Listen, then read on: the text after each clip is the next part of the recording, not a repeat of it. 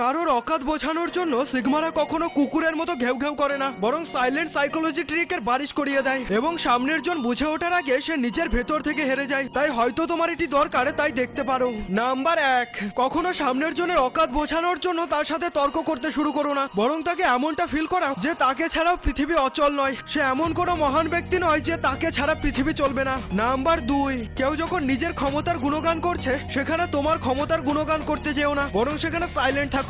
যার অরিজিনাল ক্ষমতা আছে সে কখনো লোকের সামনে ক্ষমতা দেখায় না, বরং যেখানে দরকার ঠিক সেখানে ক্ষমতা দেখায়। নাম্বার 3, কেউ যখন তোমার সামনে নিজের তারিফ করছে তখন তুমি চুপ থাকো এবং নিজের প্রশংসার বই তার সামনে খুলে বসো না, কারণ তোমার প্রশংসা সেই বুঝবে যে তোমার কথা বুঝতে পারবে। তাই যে কারোর সামনে তোমার জীবনের বই খুলে বসো না। নাম্বার 4, কোনো মহান ব্যক্তি যখন নিজেকে অনেক বড় ভাবছে তখন তুমি সাইলেন্ট থাকো এবং তার চোখের দিকে হালকা করে তাকাও আর একটা হালকা স্মাইল দিয়ে সেখান থেকে বেরিয়ে যাও, ব্যাস, তারপরেই বুম। আর তোমরা চাইলে সাবস্ক্রাইব করতে পারো আর কমেন্ট বক্সে ইয়েস টাইপ করে যেও বন্ধু ভাবলে।